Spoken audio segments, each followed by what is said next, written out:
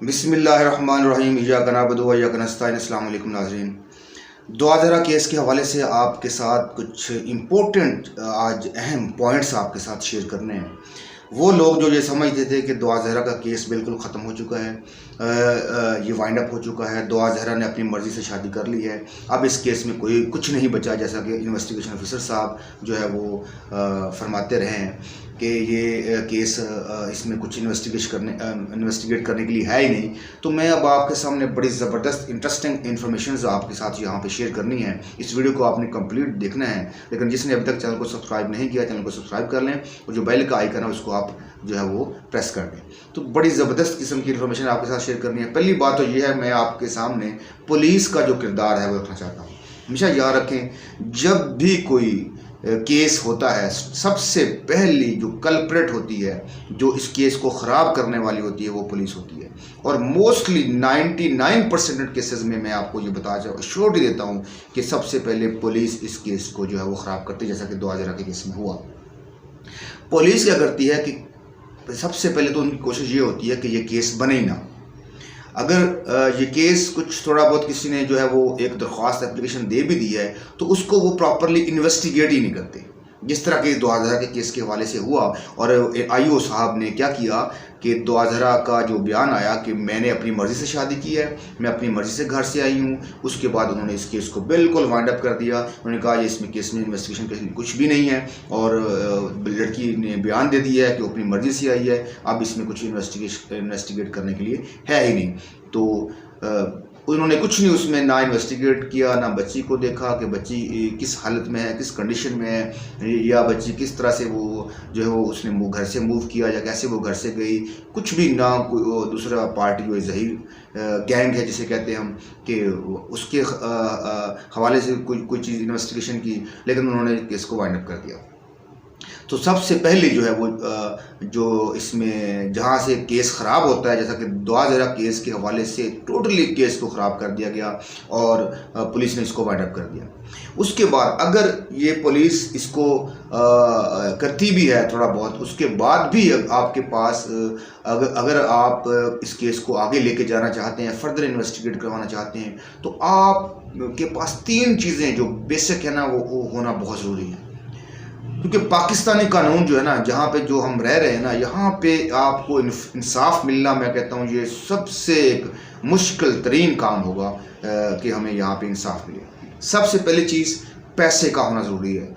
जो भी दरख्वास्त देने वाला है, जैसे मेहंदी अली काज़मी साहब है, पैसा जिसके पास है तो वो इस केस को आगे प्रोसीड कर सकते हैं।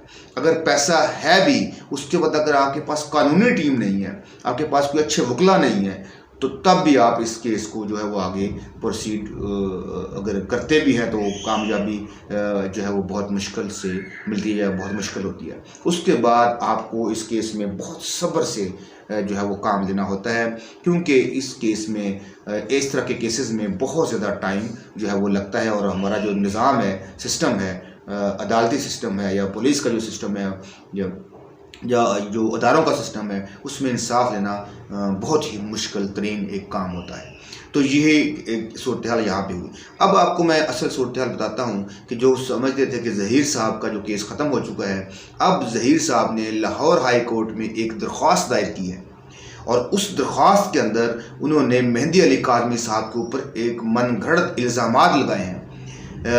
और उन्होंने इस लाहौर हाई कोर्ट में जो दरख्वास्त दायर की है, उसमें उन्होंने ये बेल ली है लाहौर हाई कोर्ट से कि उसको जो है वो अरेस्ट ना किया जाए। तो बेल उनको मिल चुकी है। उन्होंने इल्ज़ामात लगाए मेहंदी अली काज़मी साहब के ऊपर, और इन इल्ज़ामात लगाने के बाद उन्होंने हीले बहानों से अपनी बेल मंजूर करवाई है। लेकिन ये आर्जी बेल होती है, ये राहदारी बेल से कहते हैं, यानी 14 जुलाई तक रात 12 बजे तक मेहंदी अली जो है वो ज़हीर साहब को गिरफ़्तार नहीं किया जा सकता। अच्छा, इन्होंने जो है ये बेल किस वजह से करवाई? क्योंकि मेहंदी अली काज़मी साहब ने थाना अल-फलाह कराची के अंदर इनके खिलाफ मुकदमा दायर किया हुआ है, और इन्होंने जनाब ने उस दरख्वास्त के अंदर लिखा है कि मेहंदी अली काज़मी साहब जो है वो मुझे मुतल्लिका अदालत जो कराची के अंदर पेश होने नहीं दे रहे, वो मेरी रुकावटें डाल रहे हैं। मेरे लिए मुश्किलात पैदा कर रहे हैं, इसलिए मैंने कराची अदालत में पेश होना है, मैंने अपने मुकदमा जो है उसको मैंने क्लियर करवाना है, तो मुझे कुछ टाइम दिया जाए, मुझे कुछ वक्त दिया जाए वहाँ पे पेश होने के लिए। तो ये इस तरह से उनको जो है वो लाहौर हाई कोर्ट ने बेल दी और 14 जुलाई तक बेल दी है। ये आर्जी बेल होती है, परमानेंट बेल जो है वो इसको कराची से ही, क्योंकि जहाँ पे मुकदमा इसका चल रहा है कराची से, वहाँ से अदालत से मिलेगी इसको जो बेल है, लेकिन ये आर्जी बेल होती है और इसको जो है वो 14 जुलाई तक ये आर्जी बेल मिल चुकी है।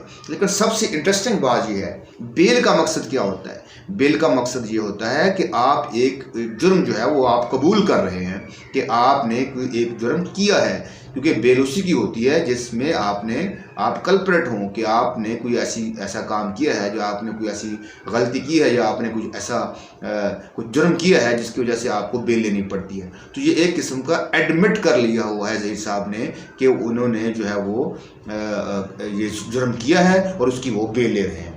जो समझते थे कि इस केस में अब कुछ इन्वेस्टिगेट करने के लिए नहीं है, जैसे आईओ साहब ने जो है फरमा चुके हैं कि ये केस बिल्कुल ख़त्म हो चुका है और इसमें कुछ भी इन्वेस्टिगेट करने के लिए नहीं है, तो ये मेरे ख्याल में अब जो है ये केस जो है वो एक नया रुख इख्तियार कर चुका है और ये बड़ा क्रिटिकल और आइंदा दिनों में ज़हीर साहब के लिए ये बड़ा एक अलार्मिंग सिचुएशन हो जाएगी और मुझे लगता है कि ज़हीर साहब बहुत जल्द जो है वो सलाखों के पीछे जाने वाले हैं। इनको ये एक आर्जी बेल मिली है, मैं रिपीट कर रहा हूँ दोबारा से। अच्छा, उसके बाद जो दो और मुलज़म हैं, मुलज़म कौन से हैं? हाफिज़ साहब हैं, गुलाम मुस्तफ़ा साहब और असगर साहब जो गवाह हैं, और हाफिज़ गुलाम मुस्तफ़ा साहब जो कि निकाह ख़्वाह हैं, वो 2 माह से जो है वो जेल में है और सिंध कोर्ट ने उनकी जो ज़मानत की जो दरख्वास्त थी वो मुस्तरद कर दिया, उनको ज़मानत नहीं मिली। इसका मतलब ये है कि अभी इन्वेस्टिगेशन होना बाकी है और मज़ीद इन्वेस्टिगेशन होगी, उसके नतीजे में जो भी चीज़ें सामने आएंगी उसके बाद जो है वो फ़ैसला होगा। तो अभी इस असल केस मैं समझता हूँ ये कि अभी स्टार्ट हुआ है और ये केस जो समझते थे ये बिल्कुल ख़त्म हो चुका है, ऐसी बिल्कुल बात नहीं है। और आइंदा दिनों में ज़हीर और उसकी जो साथ उसके जो लोग हैं इन्वॉल्व इसके अंदर, उनके लिए एक बड़ी ही ख़तरे की जो है वो एक अलामत है। तो ये ताज़ा तरीन सूरत हाल आपके साथ शेयर करनी थी।